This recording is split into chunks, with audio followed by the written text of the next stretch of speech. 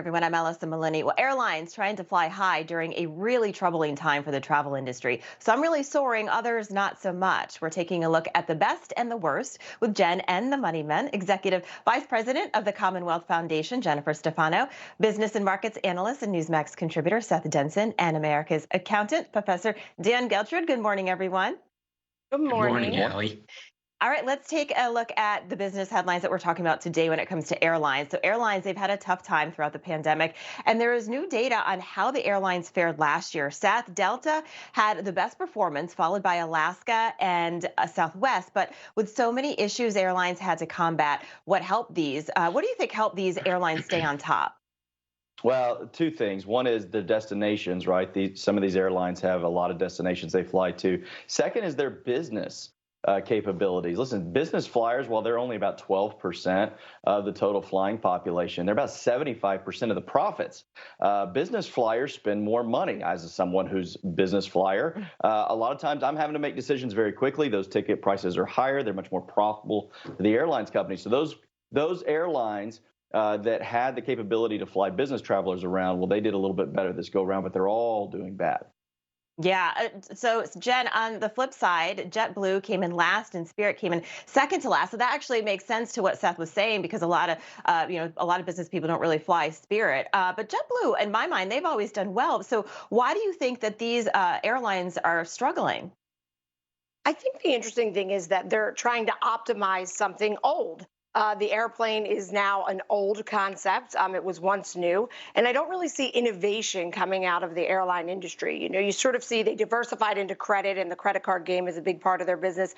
But really, when you look at the new and updates on their planes, it's sort of like, hey, you can now plug into your phone so that you can keep your Netflix addiction going and get all of the Emily in Paris episodes and not have your phone die on you. But there's nothing really new or innovative about how they're flying or creative ways to do it or sort of diversifying maybe an out of first class into just the net jets versus a regular carrier passenger plane. And because of the lack of innovation, I think they're going to continue to struggle because they're going to try to drive down costs with your Spirits and your JetBlues, and that's not going to Yeah. make people happy.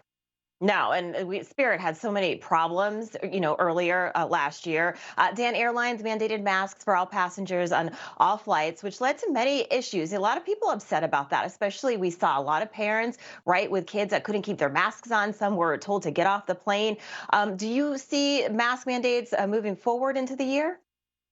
I do. I don't think that that's going to stop anytime soon, Allie. But listen, a lot of these angry passengers, and I understand the anger, but where it got out of control, I think maybe some of those people were having anger issues before the mask mandates, and perhaps they only made it worse.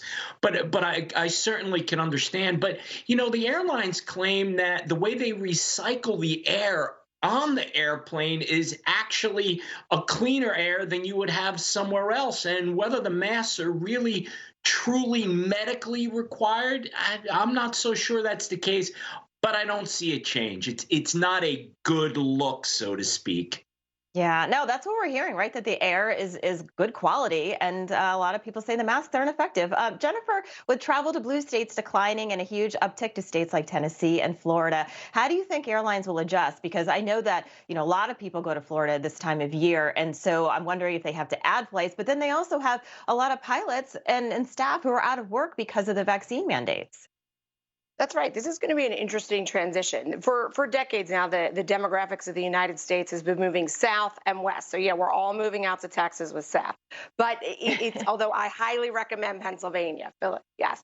But I think what's going to happen is you're going to just see what's been happening is a change in hubs of where the headquarters are. And what's ironic is, the airlines, Delta and others have gotten very woke, but they will go and take the tax incentives and lower regulations in red states. And that's what's basically happening. The question is, will they keep those states red, or will they turn them into economic and law and order disasters like, say, California or New York? Yeah, Seth, Jen has a good point. I think because Americans in Texas, right? Is that where their headquarters is? Right here, Fort Worth, Yeah. Texas. Yeah. Yeah. So I Yeah. wonder, what do you think? What do you think is going to happen in this coming year? Listen, airlines have been their profits been on decline for 5 years. We look at some of these airlines, we're talking 67% down from profits 5 years ago. So while we can easily blame the pandemic, and certainly that's been a hit, the government's kept them propped up. I think the key for airlines going forward is to get past this pandemic. They've got oil cost headwinds ahead. They've got people that, quite frankly, just don't like flying because of all of the things that we talk about, delays and baggage issues, and we're all crammed in there so tight. But COVID is the key. You got to get COVID over with, and we can get flying again, but certainly flying to these red states where, come on to Texas, come see us here. Yeah, we'll I think we should all go, Jen and Dan. Let's go to Texas. It's a little warmer there. Thank you so much, Jen, Dan, and Seth. Always great to have you. Thank you. Thank you, Alison. Thanks, Allie.